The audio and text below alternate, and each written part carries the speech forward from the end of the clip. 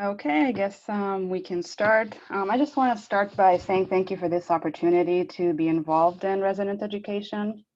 Good morning, my name is Leen, and today I'll be talking to you about that dizziness that just doesn't seem to want to go away.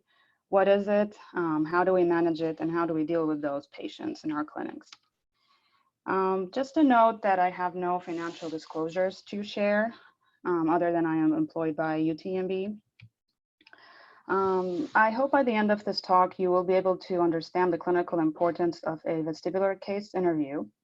I hope you'll be able to define and diagnose vestibular migraines and persistent postural-perceptual dizziness. From now on, I'm going to be referring to vestibular migraines as VM and persistent postural-perceptual dizziness as 3PD. I also hope you can identify the key differences between VM and 3PD. I want you to be able to identify the psychological aspects of dizziness, identify the increased fall risk associated with dizziness, and to determine some methods to treat VM and 3PD. My outline for today, I'm just going to start by talking about how to obtain a pertinent case history in the short amount of time we typically have with patients. I'm going to talk about the definition and diagnosis of VM. We're going to go then to the definition and diagnosis of 3PD, the psychological aspects of 3PD, and going to go over some treatment options and appropriate referrals, and I can share my references with you at the end. So oftentimes I read these general statements when reading about a dizzy patient. We all have. Patient reports dizziness, patient reports vertigo, they report feeling steady all the time. This might seem like a very common way to explain our dizzy patients. However, they're not specific enough. Do they really have dizziness? Do they really have vertigo? Is it a inner ear issue? Is it a central issue? Is it a cardiovascular issue? Is it a psychiatric issue? There's a lot of other diseases out there, a lot of other conditions out there that it's not necessarily inner ear related or vestibular related that also can cause the dizziness. Now, traditionally, dizziness, vertigo fell into one of these four categories. If it is described as vertigo by the patient, it's immediately thought of as a vestibular cause. If it's described as a presyncope, it's looked at as a cardiovascular cause. If it's described as disequilibrium, it's looked at as a neurological cause. Or if it's a non-specific dizziness, just general dizziness, it is considered to have a psychiatric or metabolic cause. Now, the problem with this approach is that patients typically have difficulty describing their symptoms, right? They don't really know what an abnormal sensation of equilibrium is. It's easy to pinpoint, let's say, where they have pain. How bad is it? If they're not seeing well, it's easy to say they have floaters, they're seeing lines, they have blurry vision. But what is an abnormal sense of equilibrium? People have a hard time putting their finger specifically on an abnormal sense of equilibrium because what is a normal sense of equilibrium? That's also not well defined. Another problem in this way of taking a case history is that some patients say vertigo, some say dizziness, and they don't really quite know the difference between the two. And then this prompts clinicians sometimes to interchange the terms without really defining what exactly the patient is feeling. A different approach to case history taking would be the following. So to help us understand the symptoms that the patient is reporting, a different approach can be used. So this method really was developed by the International Classification of Vestibular Disorders. It's really to help the clinician guide the patient into qualifying their symptoms. So what do they mean when they say I'm dizzy? What do they mean when they say I'm dizzy all the time? Is it 24/7? Is there anything that they do that helps to relieve their dizziness? Or is it just a few hours? Is it just a few minutes? And again, the first thing we need to do as clinicians is to guide our patients to qualify their symptoms. And notice how I'm saying guide them and not help them, because I don't want to put words in their mouth. I want them to tell me what is wrong with them. I want them to tell me what is their abnormal sense of equilibrium. So I'm going to ask them guiding questions to help them. So typically I would say, tell me how you feel without using the word dizzy. And then depending on what they are telling me, the vestibular symptoms or the differential diagnosis, we can kind of start thinking of a differential diagnosis. And then vestibular syndromes can be categorized into 3 different big umbrellas, basically. So we have acute vestibular syndromes, episodic vestibular syndromes, and chronic vestibular syndromes. When we do this, it'll help us get a better differential diagnosis, and it will help us guide the next question of our case history instead of asking all of the questions that we have in mind. So when we talk about an acute vestibular syndrome, the symptoms are usually have an acute onset. They're continuous. They're lasting for days to weeks. So examples could be neuritis, a stroke, etc. Episodic vestibular syndromes, the symptoms that fall in that category, the symptoms usually are transient. They last for seconds to hours. It could be like vestibular migraines, Meniere's. And chronic, the vestibular symptoms are chronic, obviously. They're lasting more like months to years. Could be neural degeneration, cerebral degeneration, and 3PD. So additional questions you would want to ask when you're talking about dizziness, vertigo, is the triggers. What triggered the dizziness? So thinking back to the first time they ever had the dizziness, what happened? Did they have an infection? Did they have a fall? Did they turn around in a wrong way? Did they have an accident? Was it a concussion? What happened that first time that they had a dizziness? Because that really helps us also with our differential diagnosis. You also want to know what accompanying symptoms they're having. Are they having nausea? Are they having vomiting? Are they having any neurological symptoms, tingling sensations, loss of taste and smell, anything like that? And then this brings us to the last point of, is it vertigo or is it dizziness? What is the difference between the two? What are we trying to, what is the patient trying to tell us? Are they trying to tell us they have vertigo, or are they trying to tell us they have dizziness? And why is that important? So again, this is the second problem with that traditional method for obtaining a case history.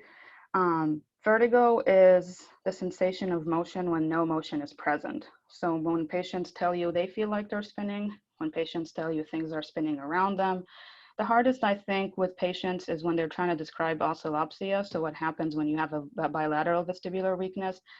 It's hard to describe what is going on, but it's typically things that are jumping around me, things are moving around me. Every time I move, everything is bouncing. That's the sensation of motion when there's no motion present. That is considered vertigo. Whereas dizziness is the altered sensation of orientation. So they veer when they're walking. They feel like cloudiness, fuzziness. They feel unsteady. They feel like they're swaying. They tell you, you hear all sorts of stuff. You know, they tell you when their head moves, their brain doesn't follow, or you know, their brain lags their head, or they feel like they're always drunk. Those kind of things are altered sensations of orientation, and those are classified as dizziness rather than vertigo. But why is that important? Why do we need to take appropriate case history? Why do we need to know what questions to ask? Why do we need to know the difference between vertigo and dizziness? Well, vestibular disorders are growing, and we know now a lot more than we used to.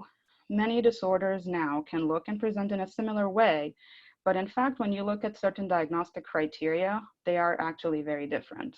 And some vestibular disorders now are diagnosed based on exclusion. So if they are diagnosed based on exclusion, you need to get a correct case history to exclude all of the other diseases or disorders in order to appropriately diagnose one disorder. So I'm going to start by talking about vestibular migraine. It is kind of one of those diseases that is diagnosed by exclusion, but not quite. We'll talk about that a little more. So vestibular migraine is actually the most common neurological cause, and again, neurological cause of dizziness in adults. It is the second most common cause of dizziness in adults, obviously the first one being PPPD, and it is more prevalent in females ages 40 to 50. So how do you diagnose vestibular migraines? Based on the International Headache Society and the Berenice Society, all 4 criteria have to be present for a vestibular migraine diagnosis to be true. If the first criteria, the patient should have a current or history of diagnosed migraines. They should have at least 5 episodes of vestibular symptoms lasting from 5 minutes to 72 hours. At least 50% of those symptoms must involve a headache with at least 2 of the following characteristics. They should be unilateral, pulsatile, all the characteristics of a migrainous headache. It should have 50% of these episodes should have photophobia and photophonia for it to be a vestibular migraine. If they don't have that, then it's probably not vestibular migraine. And the visual aura. And it's not better accounted for by any other disorder. If you have all of these 4 criteria fulfilled, then it is an absolute true vestibular migraine disorder. But if you have point number 1 and point number 4, and not necessarily 2 and 3 at the same time, it's a probable diagnosis of vestibular migraine, and you need to look at other clinical findings to correlate your diagnosis to see if it actually is like vestibular migraine or not. So patient comes in. What are they saying? What are the questions that you need to be looking for? What are the keywords that you need to be looking for you to start thinking that for vestibular migraine as a differential diagnosis? So patients with vestibular migraines typically present with a high frequency, non-fluctuating hearing loss. Usually most patients who are coming into clinic are not actually migrainous. If they are, sometimes they just typically want to stay home. But so we typically catch them in that off phase of their migraines. They describe internal and external vertigo. So they feel like they're spinning. Internal, they feel like they're spinning. External, they feel like they're still and things are spinning around them. They have problems, with visual stimulation, supermarket aisles, busy patterns, etc. And they have that persistent dizziness, vertigo. And again, I'm saying both terms because they're not quite sure how to explain it. It's actually both. And you do see some positional vertigo. Now, some of these could be mimicking BPPV, could be mimicking Meniere's disease, and that's true. Some of the diseases or other disorders do overlap, but with vestibular migraine, you have those 4 criteria that the patient has to follow for you to diagnose vestibular migraines. Now, I just want to take a minute to describe the differences between vestibular migraines and Meniere's disease because both of them have hearing loss as an associated symptom. So with Meniere's disease, we have that unilateral fluctuating low frequency hearing loss. The word recognition is usually worse than expected when they are having the attack. And then the hearing loss gradually gets worse in that ear, and it typically remains in one ear. And the dizziness is, it happens with the hearing loss, the hearing loss happens with the dizziness attacks, and then it usually recovers, and then so it's fluctuating. Whereas with vestibular migraines, the hearing loss does not fluctuate. It is non-fluctuating, it's high frequency, and it's bilateral. And it's there, it does not come and go with the dizziness per se. But 50% of vestibular migraine patients actually have Meniere's disease. So you might see that fluctuating hearing loss, the Meniere's sign, the classic Meniere's signs with a vestibular migraine. But when it's a classic Meniere's disease, you'll have that roaring tinnitus. You'll have other signs and symptoms that point to your Meniere's disease rather than your vestibular migraines. Also, the vertigo that happens with migraines is much longer. Like we said, it could last up to 72 hours, whereas with Meniere's disease, it typically lasts for a few hours. It doesn't go as long as a vestibular migraine symptoms.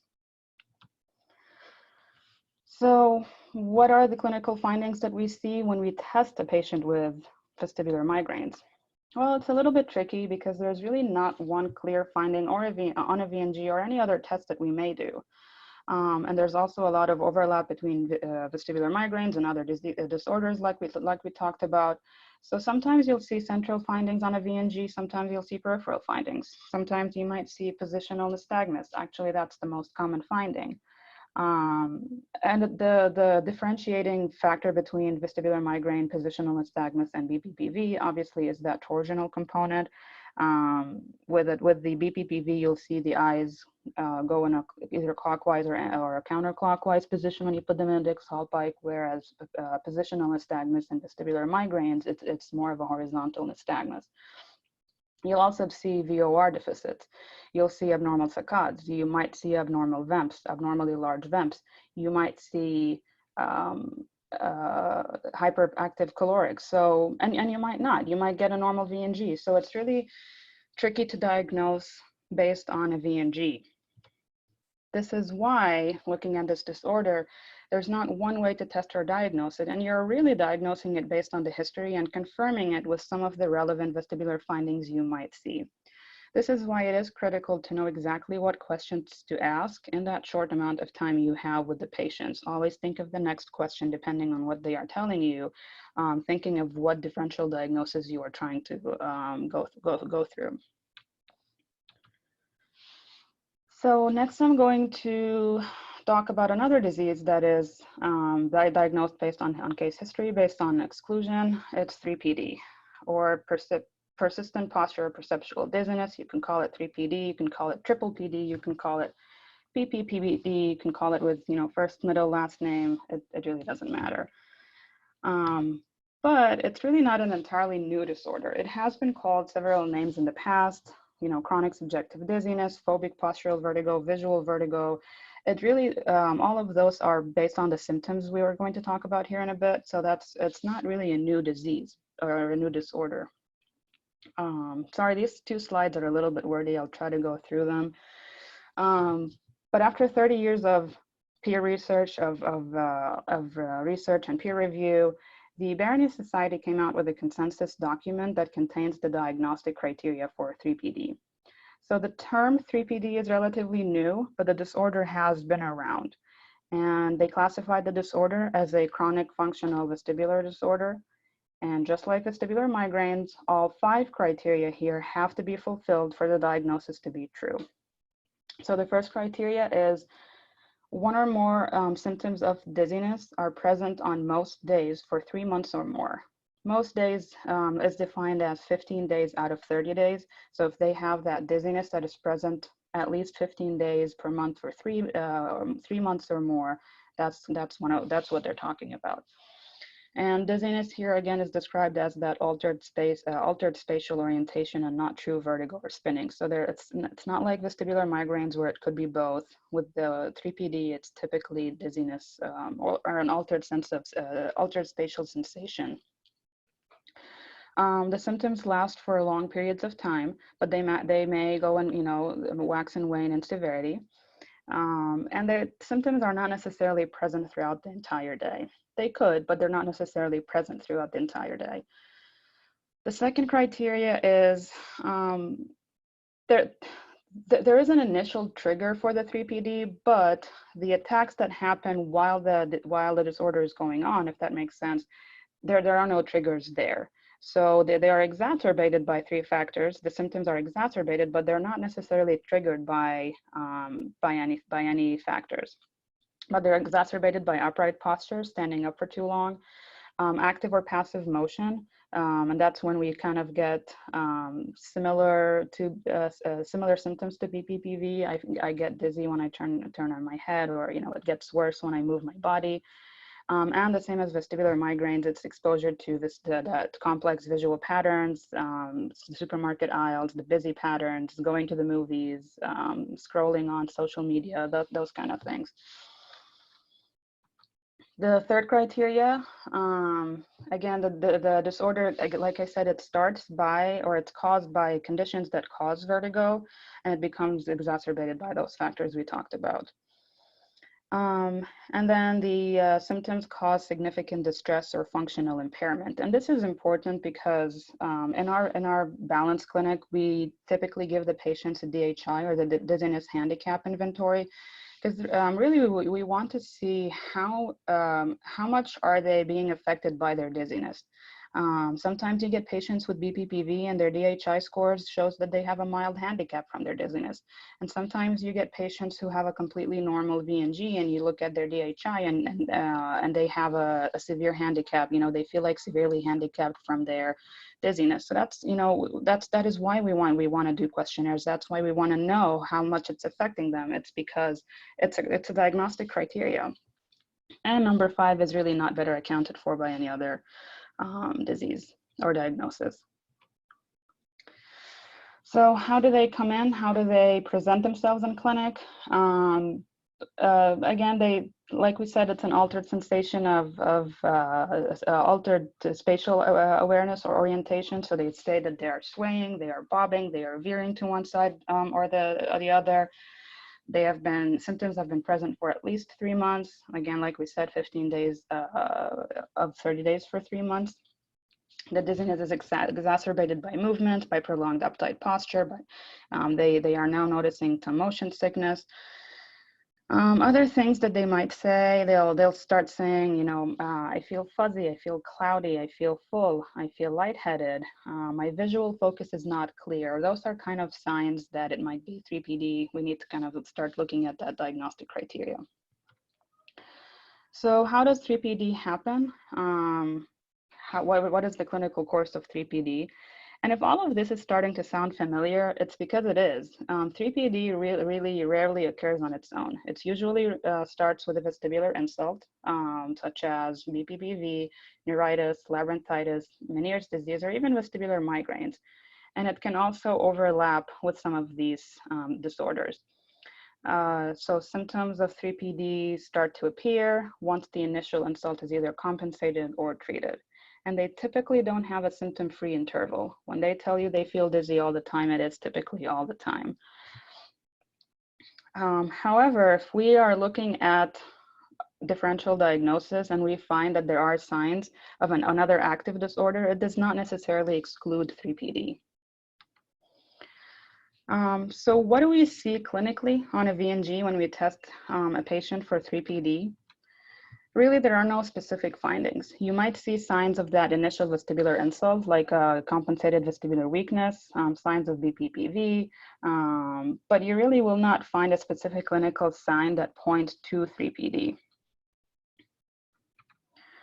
And there's also a lot of other disorders that could cause the same symptoms as 3PD, although some of these disorders have other relevant findings, such as, you know, post-concussive syndrome, you'll have a concussion. Autoimmune disorders, you'll see some, you can test it, you can do some blood tests. You know, medications, kind of look at the list of medications they have. So some of these differential diagnoses, you have other findings, other relevant clinical findings that you could go through. And again, but again, if you notice any of those, that does not necessarily exclude 3PD. This is again why we take a look back at that case history, at that initial case history that we took with the patients in order to appropriately determine the diagnosis. We need to know exactly what questions to ask. We need to know the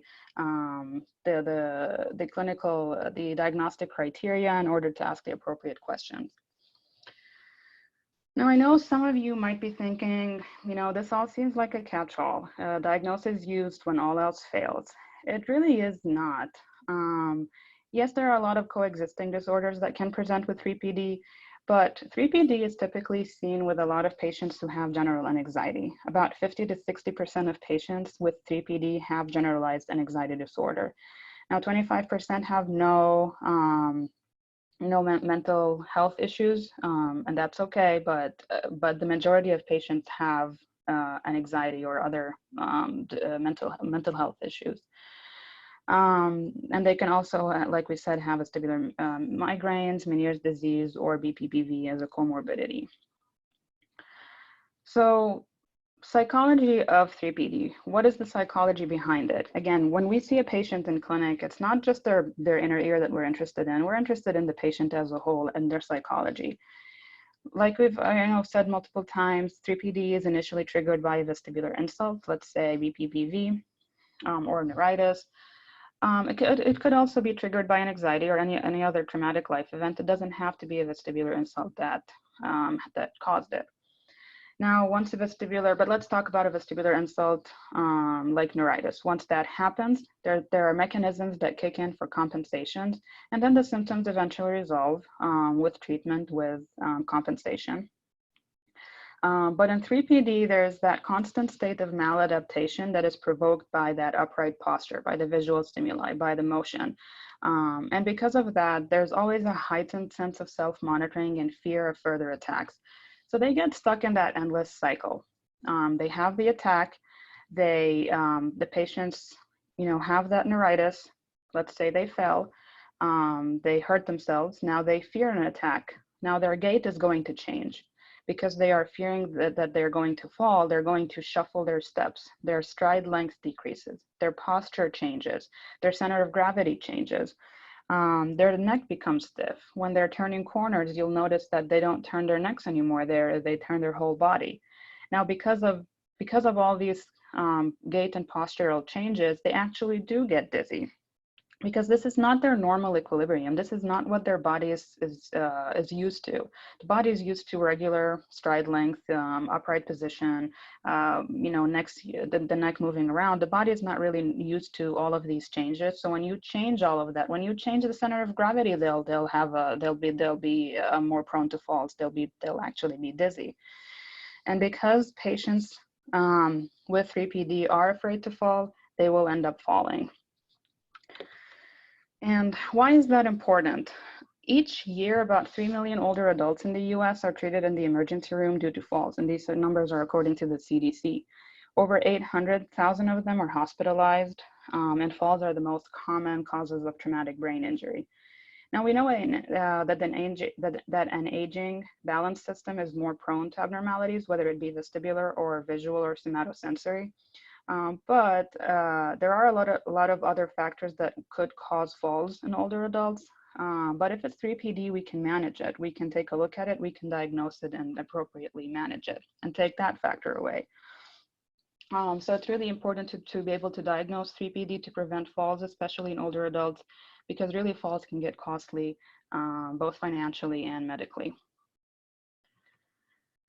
So what is the difference then between, or the key differences between vestibular migraines and 3PD? They both seem to have that chronic migraine, that chronic dizziness. They both seem to have really not clear findings on a V&G. What is the difference between them? Well, 3PD doesn't necessarily have hearing loss unless it was caused by labyrinthitis. Or Meniere's disease, or other vestibular disorders that could cause hearing loss. But it doesn't have that general high-frequency bilateral hearing loss that vestibular migraines have. And again, they can occur at the same time. Patients can have vestibular migraines and 3PD at the same time. However, 3PD lacks that headache component, so there's none of that headache component. And the symptoms usually of 3PD last a little bit longer than a vestibular migraine. I don't want to say they're not as intense, they just last a lot longer.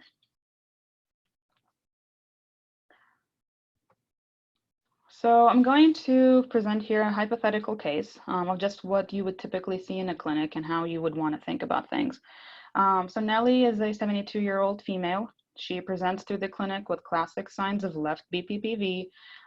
You treat her with in clinic with the Epley maneuver.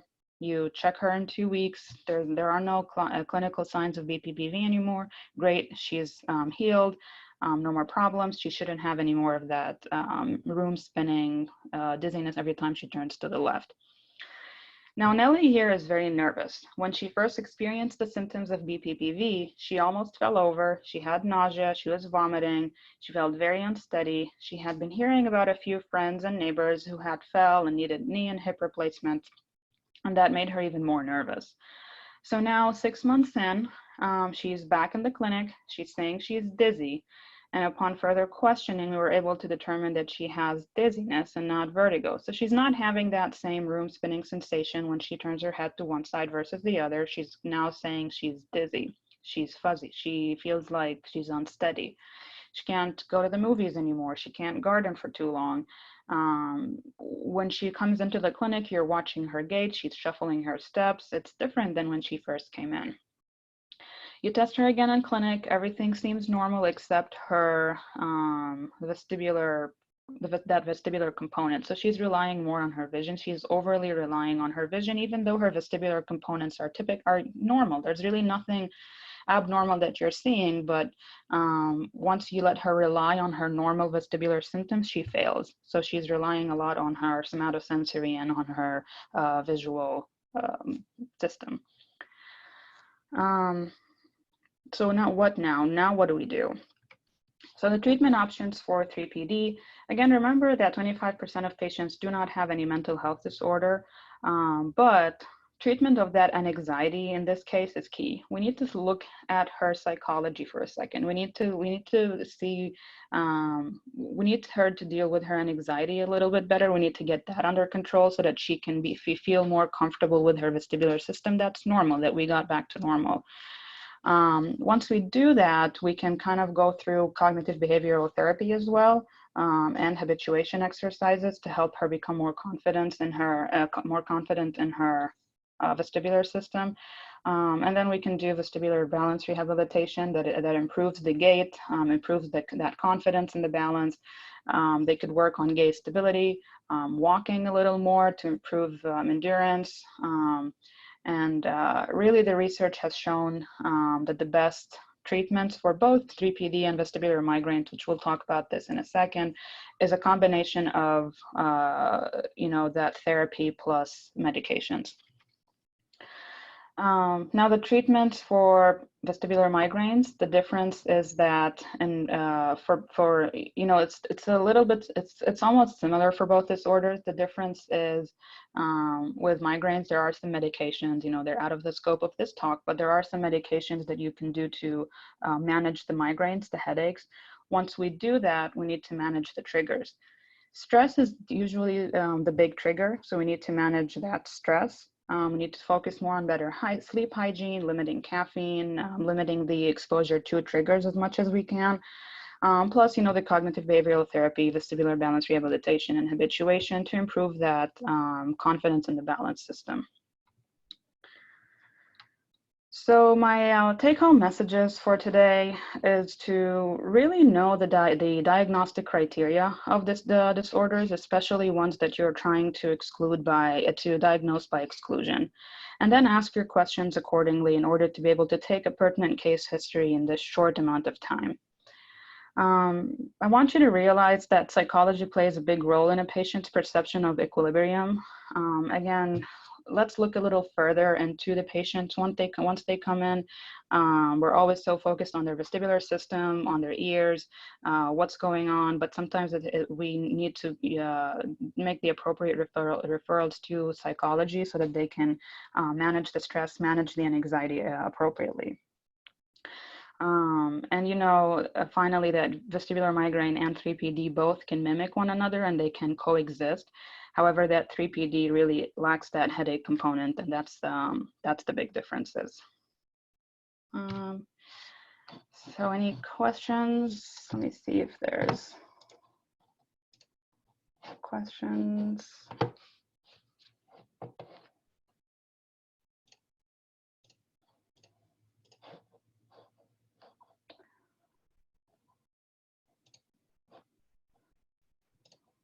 I don't see any questions. I did include my email. If anyone has any questions, you can email me.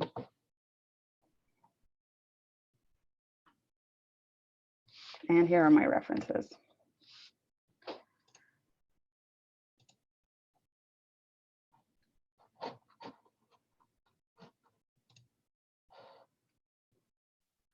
Thank you so much for that talk, Dr. Nahouli. We really appreciate it. Yep, no problem. We did record it, so if you're all right with that, we will have it up on our website. Yes, and I'm going to send you my slides now. Wonderful. Thank you so much. Thank you.